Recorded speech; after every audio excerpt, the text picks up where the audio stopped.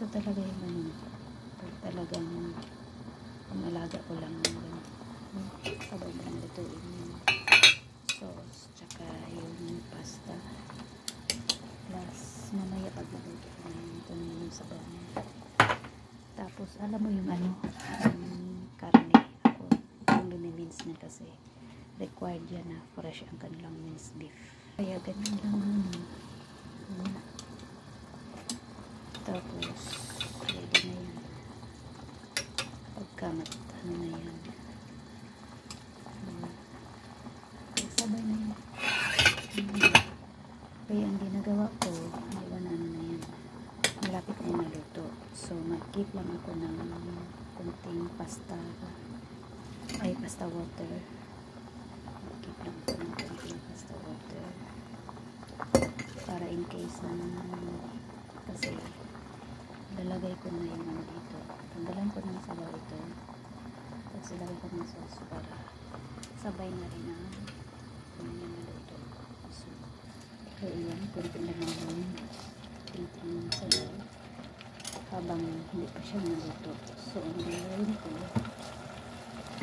ko yung sauce, lalagay ko na yung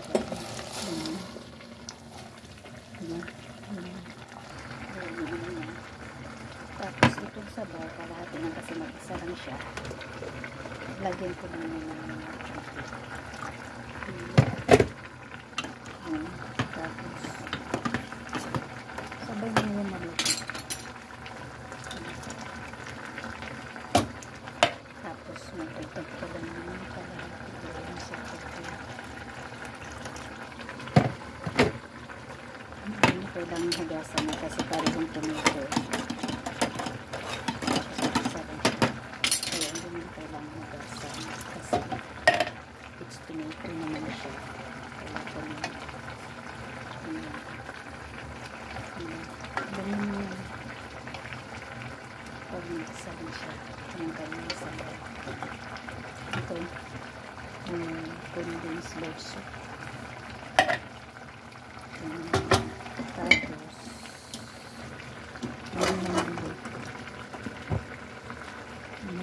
tapos takpan lang tapos ito magaling siya hanggang maluto na yan siya sa kanyang hanggang ma-bless na yung kaya masarap yung kanyang maluto siya with the sauce hanggang ma-bless na yung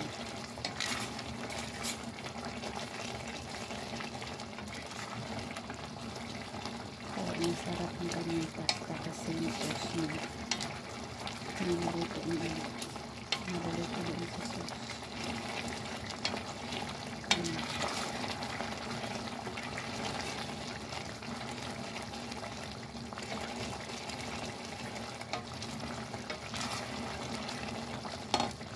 Tapos isunod na siya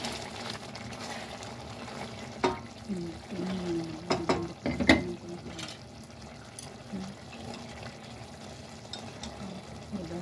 Very firmly very firm ang ganyan nyo kaya dapat half cook ko pa lang kasi nandyan na siya, ready to eat na siya pero pagka matagal siya lulutuin ko na yung mismong ito lulutuin ko na siya mismo tapos tanggalan ko talaga, i-drain ko talaga ng water. Pero dahil ano siya, ikag-iinitan. Pero ngayon ako extra sauce.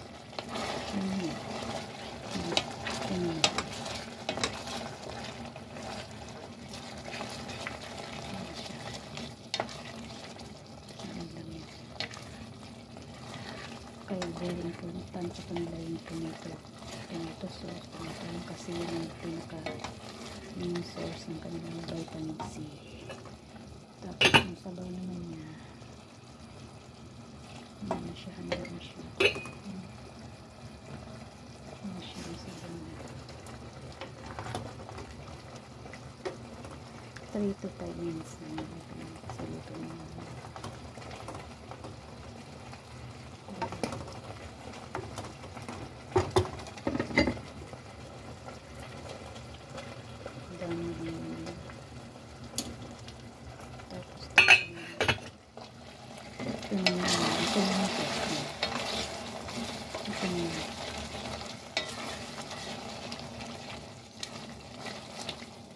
kasi ma-absorb pa naman.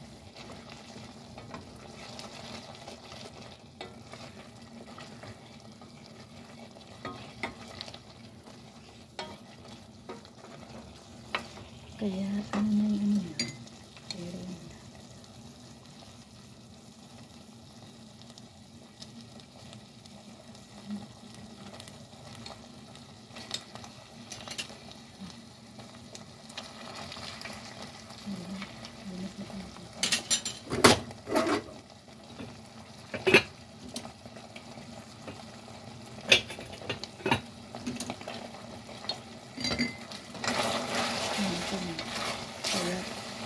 kaya yun na. Ayan. Patayin na. Tapos ito yung simmer lang. Ayan, simmer na. Ng 1 minute more. Lagay na natin ito sa plating. Ayan, tamang-tama lang siya. Na isang plate lang. Plus yung sabaw niya. Kaya mayroon tayo na.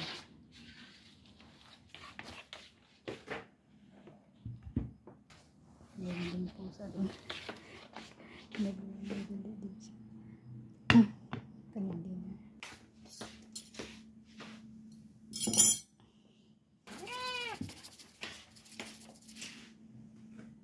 Kompleto na.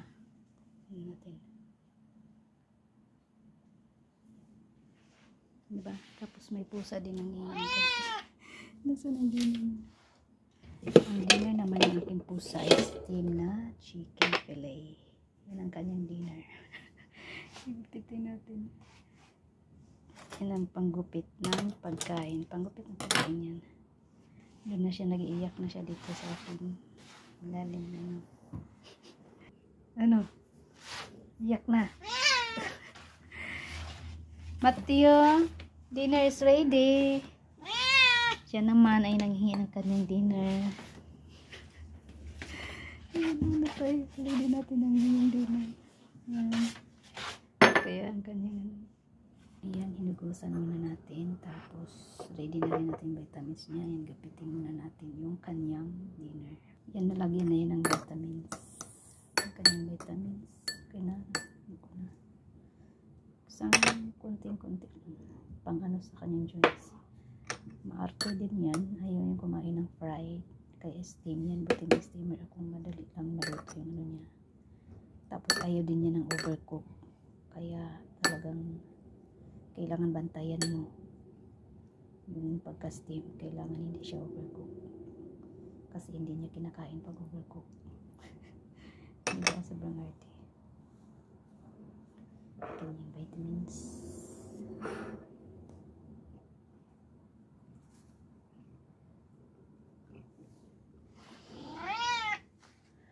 Okay na. Let's go.